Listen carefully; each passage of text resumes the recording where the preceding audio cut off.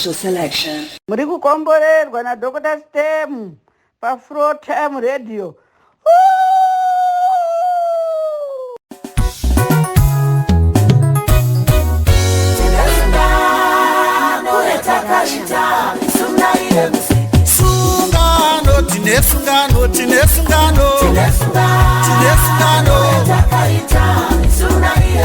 Bai vapakaoma takakurawa ndina Mwari.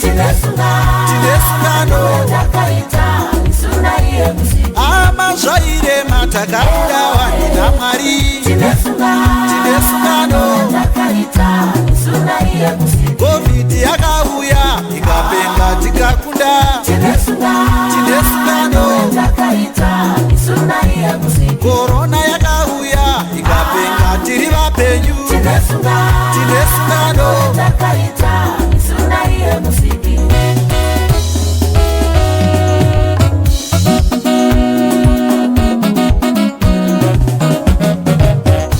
Takapamba nemumoto hatina kutsvawa. Takapamba nemumoto hatina kutsvawa. Tikafamba nemumvura hatina kunyurawa. Tikafamba nemumvura hatina kunyurawa. Tikapinda nemurenje hatina kufawa. Tikafamba nemurenje hatina kufawa. Sungano tine sungano. Takasunga nganganga tine sungano. Mabasa tichishanda timotya tine sungano. Dhokotera vachishanda vamotya tine sungano. Mumunda tichirima tinoshanda timbotya tine sungano. Vatyairi vachifamba vane sungano. Mangwanani, masikati, maniri, kwamuri, kose kose, kumativi mane nyika. Today is Sunday, non is Sunday kupedzesera mugorera 2024. This is the last Sunday in 2024. And I thought the best way that I know how to say thank you to God. Thank you for 2024 with its ups and downs.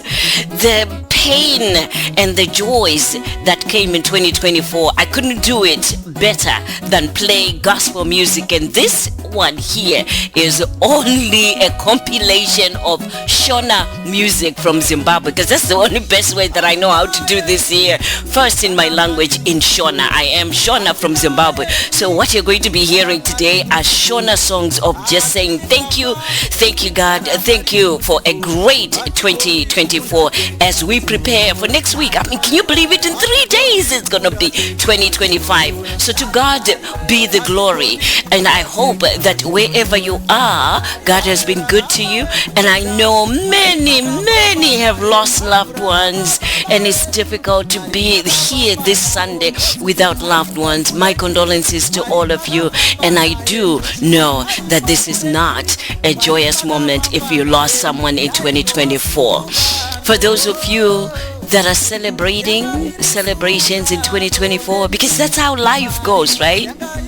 We have moments where we cry, and then we have moments of joyous. For those of you that are celebrating, congratulations. Let's praise him. This is Dr. Stem. Let's praise him.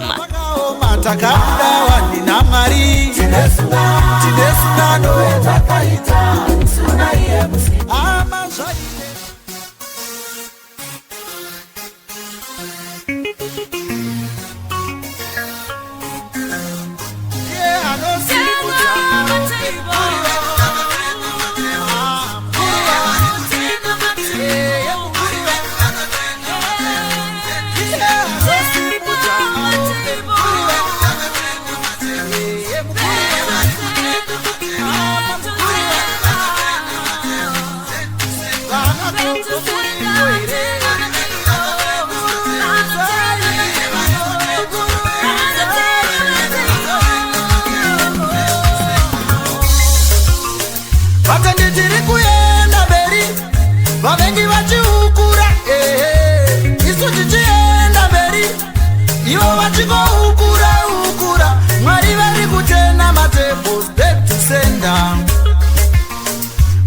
tiri kuenda mberi vavengi vachiukura isu tichienda mberi ivo vachingoukura ukura mwari vari kutena matables back to sender vanga vakanyora urombe imba kuti tinokanzura tinokanzura back to sender vanga vatotara rufu imba kuti tinokanzura tinokanzura back to sender vana gogo muriko here bururutsa ive hama bururutsa ive hama vana mama muriko here bururutsa ive hama farirai mwari nebasa rake ikorere nyasha iri namwari uyu tinosimuka ndiye anosimudza marombe mufume kubva muguruva matebhos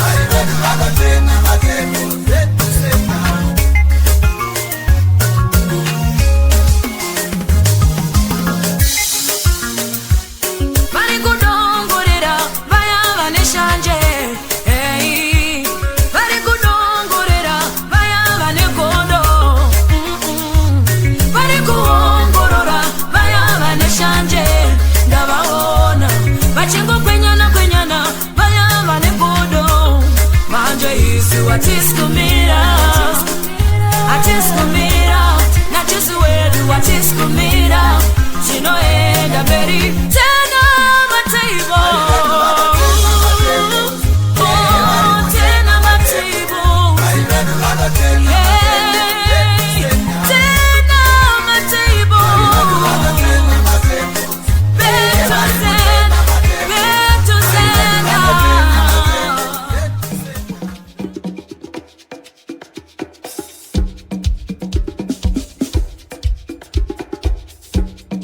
You are listening to Dr. Steve on Flow Time Radio.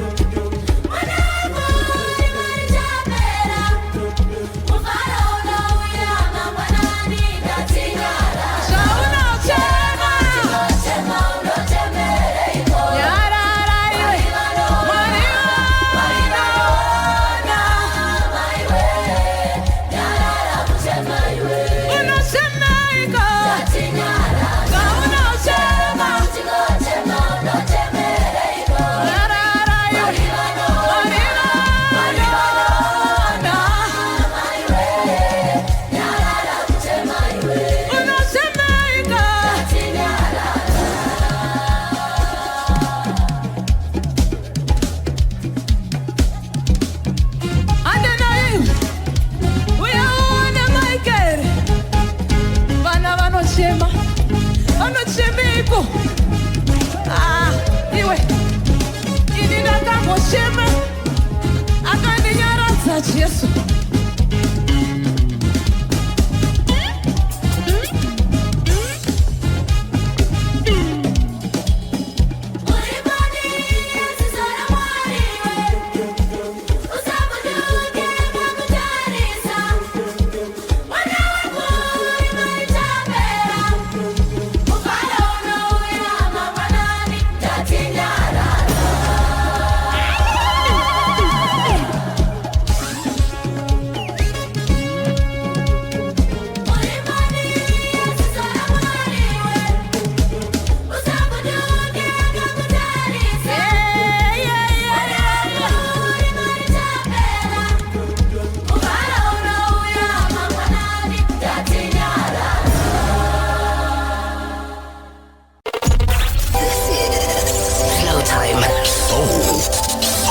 Essential selection. Jesu,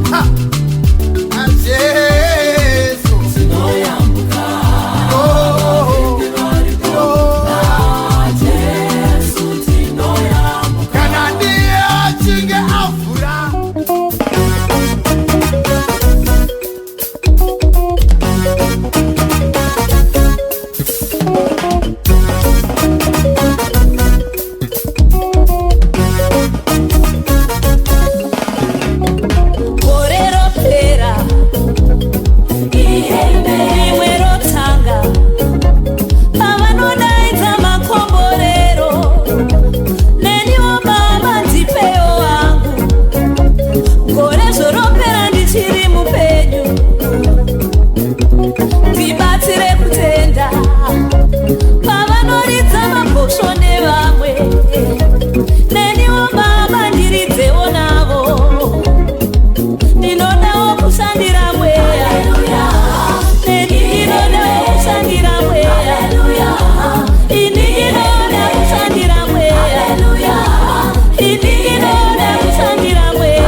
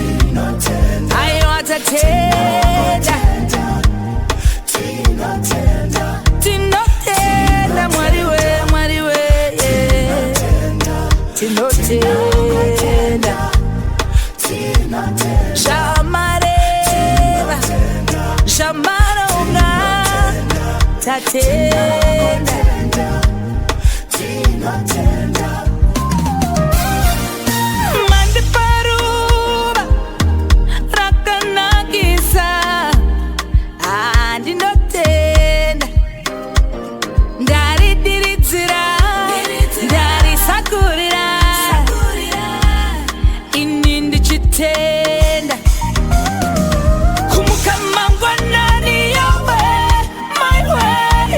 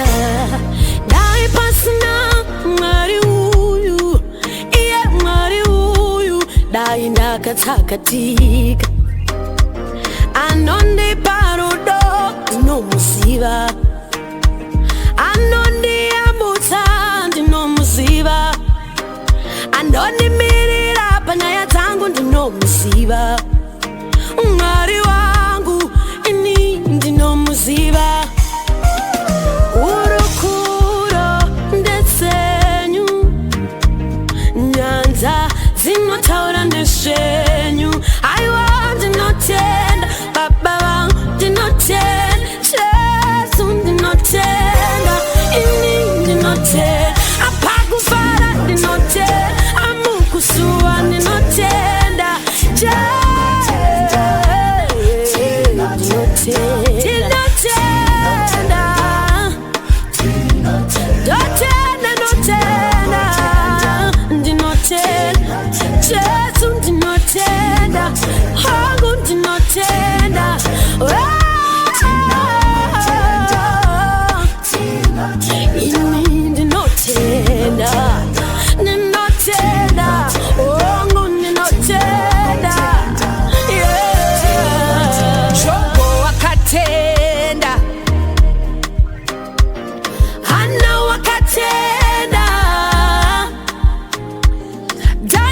Mugombare shumba wakatenda shakadaro Rute wakatenda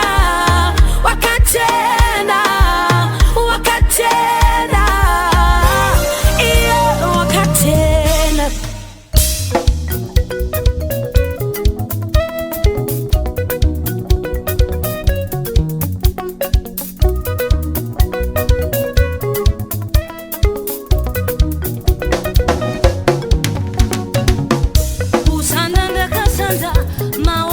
chapera mabhuku nanoera ndichishandira mhuri yangu basa ndakabata maoko sachapera ini ndakayaura ndichishandira mhuri yangu uchanda ndikashanda maoko sachapera mabhuku nanoera ndichishandira mhuri yangu vanasi zvauya bembera nguva yangu yasvika bembera bemberai kudenga kunasira bemberai kudenga kunasira barirai kani kunasira bemberai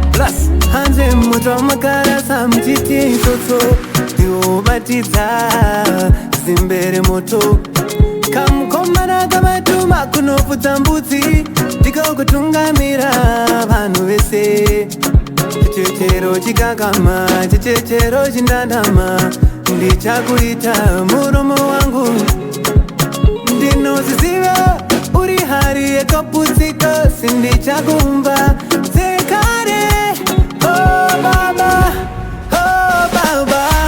nekuti munengo ni baba oh baba nekuti munenzi baba oh baba nekuti munengo ni baba oh baba nekuti munenzi baba.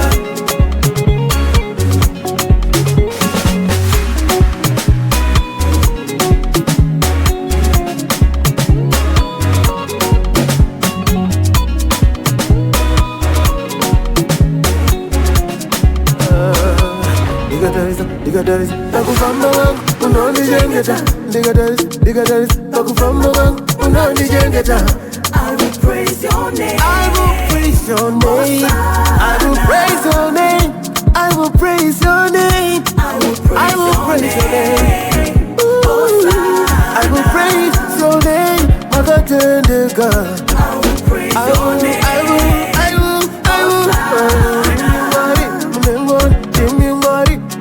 I will praise your name.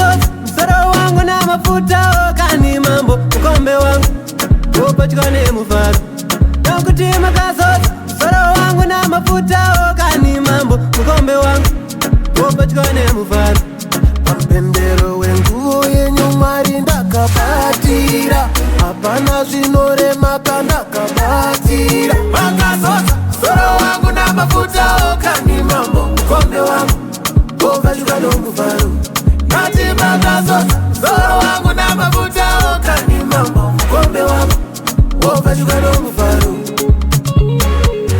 I will praise your name, Hosanna. I will praise your name, Hosanna.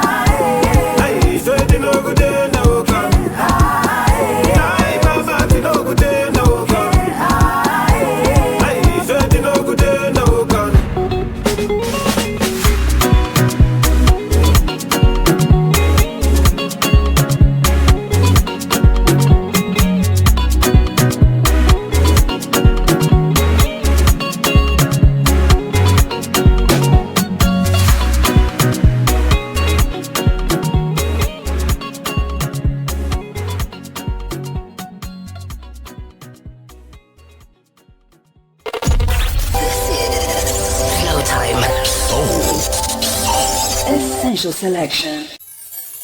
Riripo Gomora Mwari mweya oriona ndinoda kurishikira ndisiye zvenyika.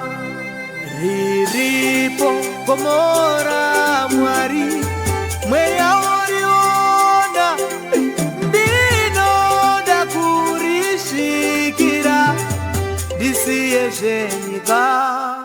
Zanza moyo ngazvichene kuzvidanireke ndinzwe nipeyo ise ndanigare nemi.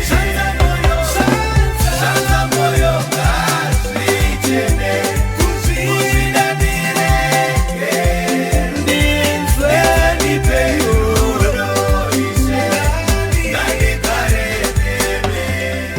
Handizvidezviyevetso zvikuru zvenyika, ndinozviregera zvose ndiwane zvedenga.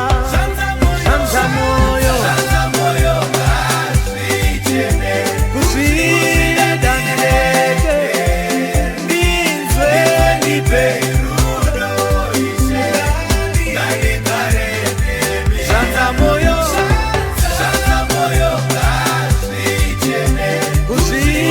kuzvidanireke ndinzwe niperudo ise ndanigare nemi.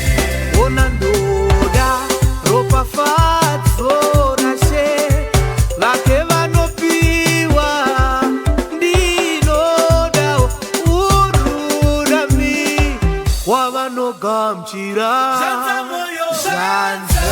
moyo kuzvidanireke ndinzwe niperudo ise ndanigare nemi. Zanza moyo chikokuzvina vavanireke ndinzwe niperudo ise ndanigare nemi. Ngandikwire gomo dzvene mandikodzeresa Baba, ndimire munzvimbo dzvene umo ndigoshanda. Zanza moyo kuzvidanireke ndinzwe niperudo ise ndanigare nemi. Zanza moyo Baba, kuzvidanireke ndinzwe niperudo ise ndanigare nemi. Zanza moyo hey!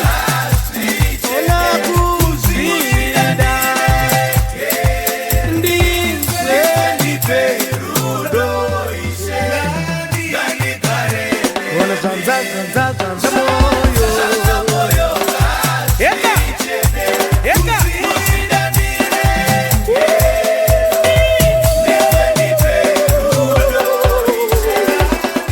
Patinobva kunosiyana, asina Mwari tasangana. Oh na na na, yeah. Follow me then.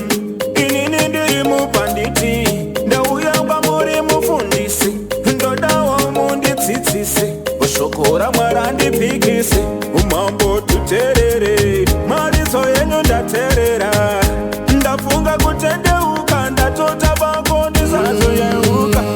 uya mubanditi uya, Mwari ndewe munhu wese, ende dzinopembera ngirozi waiyadzoka mudanga, asi kuno kune mitemo iya yekwana Mozisi. Wani mukadzi mumwe vodya upute ende nguruve hatidye. Okay, koma basa ndakabata, zvose zvinhu zvandakatadza, Mwari vachandiregerera here?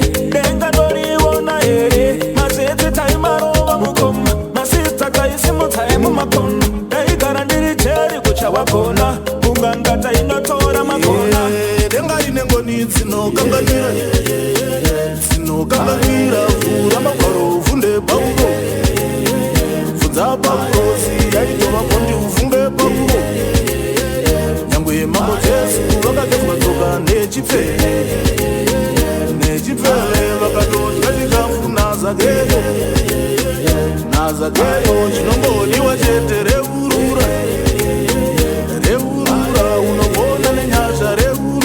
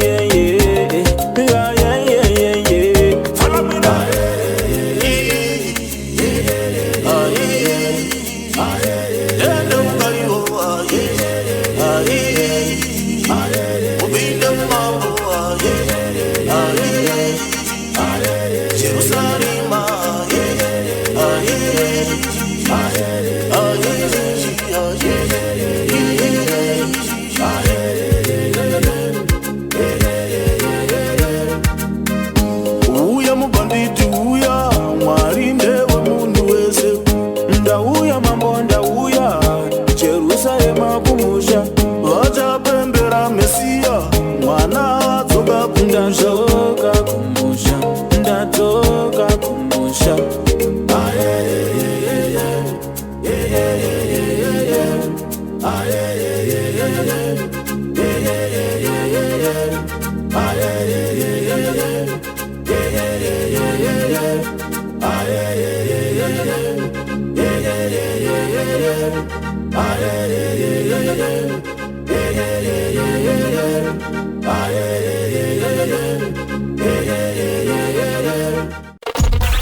Flow time.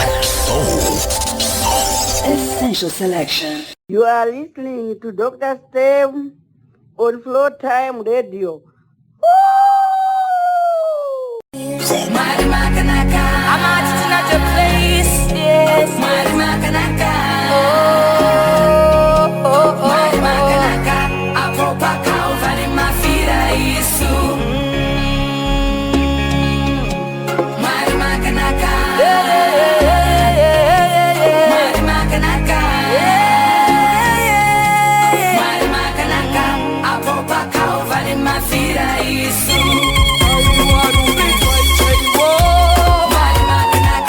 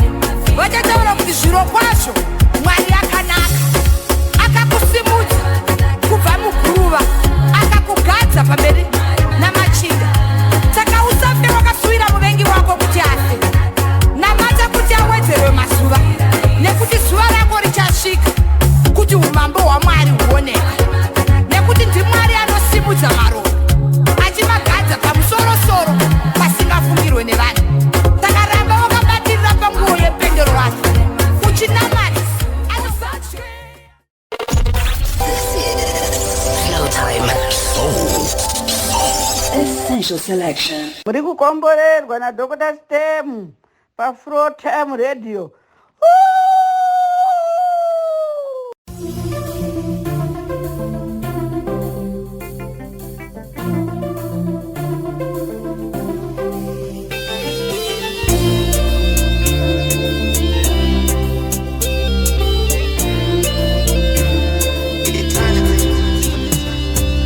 Shawari tinouya nokuda kwekuti vanoda mari pozeta shawari tinouya nokuda kwekuti vanoda rubatsiro ukavabatsira chete vanoendawo kusiya wega hauvaone futi asi kana woda rubatsiro nongoona wava wega hapana anobatika asi terera iwe kune shamwari yangu shamwari inokuda iwewe pasina muripo ndinokushevetaka chimutevera nasi ishewe matishe ndijesu anasimutira ndijesu anasimutira ndijesu anasimutira ndijesu anasimutira ndijesu anasimutira ndijesu anasimutira ndijesu anasimutira ndijesu anasimutira January, February, March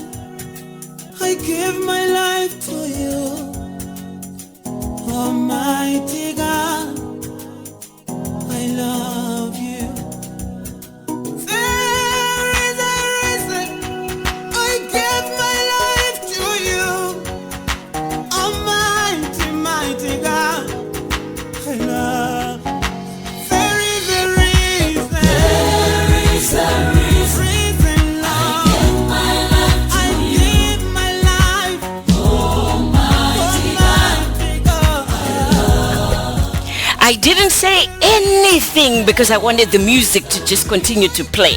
Let me tell you, I'm very excited about 2025. For those of you that have already applied for the Bounce Back Book 3, I am so excited because we are going to be writing from struggles to success. And guess what? Bounce Back Empowerment Conference number 6 is in Melbourne, Australia, where I will be celebrating my 60th birthday and also the 6th annual Bounce Back Empowerment Conference. All of the information to apply to be an author as well as applying to join us in Melbourne, Australia. Everything is now on my website www.drstemi.com. I can't wait to see all of you there. Let's celebrate the end of 2024 and welcome 2025. Until next time, this is yours truly, Dr. Stem. And as I always say, be encouraged. Jesus.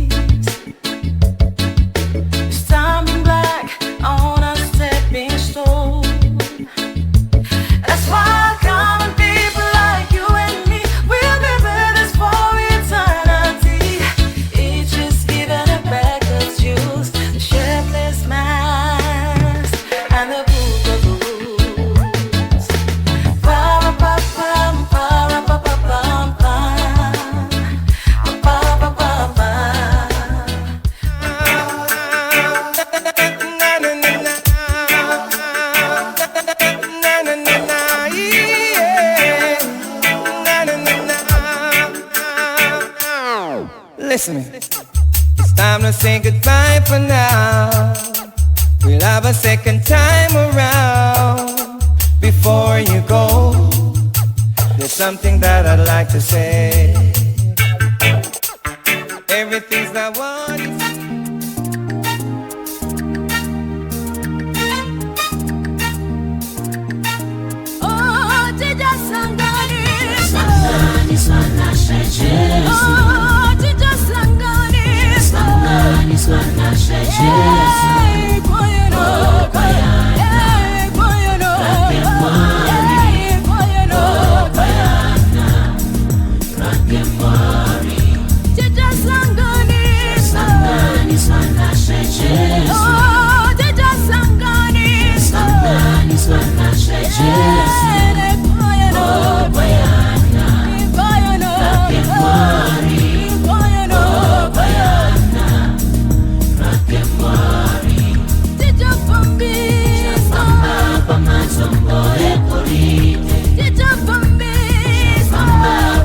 Tomboy